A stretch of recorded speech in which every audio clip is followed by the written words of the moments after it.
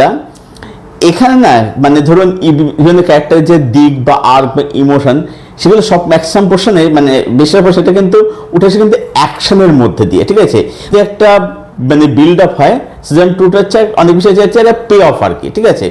এবারে যারা ধরুন একদম মানে খুব মানে বসে কথা বলছে, কনভারসেশন করছে, একটা সার্টেন খুঁজবে, তাদের জন্য মেবি এটা হয়তো অতটা ওয়ার্ক নাও করতে। হ্যালো এভরিওয়ান, আমি সৌভিক, ওয়েলকাম টু সিনেগানি। এখন এই ভিডিওর মধ্যে কথা বলবো অ্যানিমে সিরিজ ডেভিল মে ক্রাই তার সিজন 2 নিয়ে। নেটফ্লিক্সে স্ট্রিম করে গেছে, 8টা এপিসোড রয়েছে, এক একটা এপিসোড ডিউরেশন হচ্ছে 35-40 মিনিটের মধ্যে। তো কেমন হলো সিজন 2টা? তো সিজন 1-এর থেকে সিজন 2 কন্টিনিউ হচ্ছে। যারা সিজন দেখেন তারা সেখানে গিয়ে দেখুন। আমি ছোট করে আইডিয়া দিয়ে দিচ্ছি। এটা বেসিক্যালি হচ্ছে একটা ক্যারেক্টার থেকে হোয়াইট র্যাবিট, যে মানে প্রথমে থেকে ইনিশিয়ালি অ্যান্টাগনিস্ট বলে মনে হয়। এবারে ব্যাপারটা হচ্ছে যে এই হোয়াইট র্যাবিট সে চাইছে যে হিউম্যান ওয়ার্ল্ড এবং হচ্ছে যে ডিমন্স বা যে দৈত্যদের যে ওয়ার্ল্ড যেটা আর কি, বা আমাদের হিন্দু মাসজিদে দেবতা অসুরের যে মানে যে কনসেপ্ট আর কি, সেই দেখতে গেলে মানে এটা সেই বেসিক্যালি সেই কনসেপ্ট আর কি।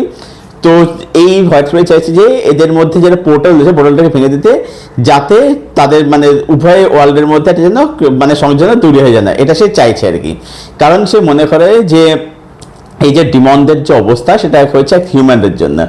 এবার অন্যদিকে যে প্রোটাগনিস্ট যে দান্তে, সেটা হাফ ডিমন সে বাউন্টি হান্টার।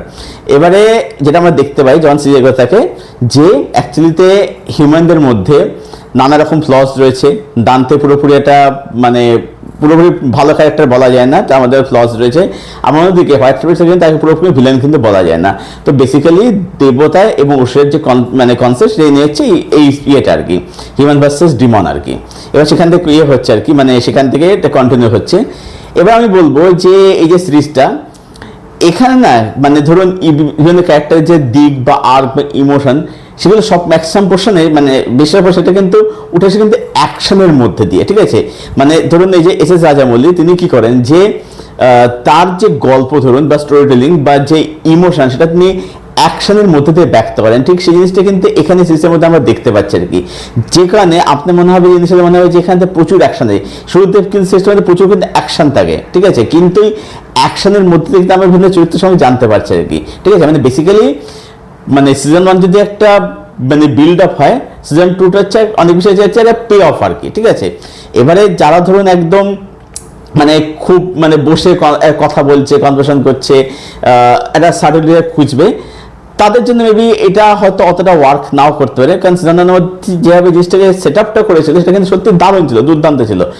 এবার সিজন 2 এর ক্ষেত্রে যেহেতু এটা অনেক বেশি পে অফ আর কি, যেখানে এখানে অ্যাকশনটা বেশি হচ্ছে, তবে হ্যাঁ এখানে কিন্তু ড্রামা বা নিউয়ান্স সেখানেও রয়েছে, এবং সিরিজটা মানে ক্লোজার টু সুন্দরভাবে হচ্ছে আর কি। বা এখানে যে ধরুন ব্রাদারহুডের দিকটা, এই দিকটা এখানে সিরিজটার মধ্যে খুব বিউটিফুলি উঠে আসে আর কি। মানে একদম যে কনভারসেশন নেই সেটা বলবো না, সেটা আছে, বাট এখানে যেটা বললাম যে ম্যাক্সিমাম সেটা কিন্তু অ্যাকশনের মধ্যে কিন্তু উঠে আসে। কারণ যেহেতু এটা ম্যাক্সিমাম যদি পে অফ যেত আর কি, মানে তারপরের বিষয়টা যে দেখাচ্ছে আর কি, মানে সেট আপের পরে, তো সেইখানে এখানে অ্যাকশনটা কিন্তু বেশি রয়েছে আর কি। বা ড্রামা এসবও কিন্তু ব্রাদার এখানে রয়েছে। তারপরে এখানে ওই যে মায়ের যে মৃত্যুর যে দিকটা, এই ব্যাপারগুলো এখানে খুব বিউটিফুলি উঠে আসে। যে মায়ের মৃত্যুর যে একটা প্রতিশোধ নেওয়া ব্যাপারগুলো কিন্তু বিউটিফুলি উঠে আসছে কিন্তু। তো ওভারঅলে বলবো যে ডেভিল মে ক্রাই এই সিরিজটা মানে এই সিজন 2 আর কি আমার পার্সোনালি কিন্তু ভালো লেগেছে, ঠিক আছে, ভালো লেগেছে। হ্যাঁ এটা হয়তো 1-এর মতো নয়, বাট এটা কিন্তু 1-এর থেকে নিচে থাকলেও কিন্তু আমার কাছে কিন্তু এটা খুব নিচে কিন্তু থাকবে না। তো সব মিলিয়ে আমি এই সিরিজটাকে ডেভিল মে ক্রাই সিজনটাকে আমি রেট করলাম 7.5 আউট অফ 10। এটাই ছিল আমার রিভিউ ডেভিল মে ক্রাই সিজন 2-কে কেন্দ্র করে। যারা সিরিজটা দেখেননি এখনো পর্যন্ত, সিজনটা দেখেননি, অবশ্যই দেখে ফেলুন। 1 যাদের দেখা যায় অবশ্যই দেখে ফেলুন, দেখে জানাবেন কমেন্ট করে কীরকম লাগলো। যারা 1 দেখেন তার আগে 1 দেখুন, তারপর 2টা দেখুন আর কি, জানাবেন কমেন্ট করে কীরকম লাগলো। আর যাদের দেখা হয়ে গেছে সিরিজটা, আপনাদের কি ওপিনিয়ন সেটা জানাবেন কমেন্ট করে। আপনাদের কমেন্টের উত্তর আমি অবশ্যই দেবো। আর এই ভিডিওটা হ্যাঁ আমি অবশ্যই সিজনের লিঙ্কটা, রিভিউ লিঙ্কটা ডিসক্রিপশনে দিয়ে রাখবো, সেখানে 1-এর রিভিউটা চেক আউট করে নেবেন। আচ্ছা, আর ভিডিওটা ভালো লাগলে অবশ্যই লাইক করবেন, শেয়ার করুন, চ্যানেলটাকে অবশ্যই সাবস্ক্রাইব করুন। চলুন ভিডিও এখানে শেষ করছি, দেখা হচ্ছে আপনাদের সঙ্গে পরক্ষণে ভিডিওতে। টিল দেন স্টে বেস্ট, টেল কিপ ওয়াচিং গুড কন্টেন্ট।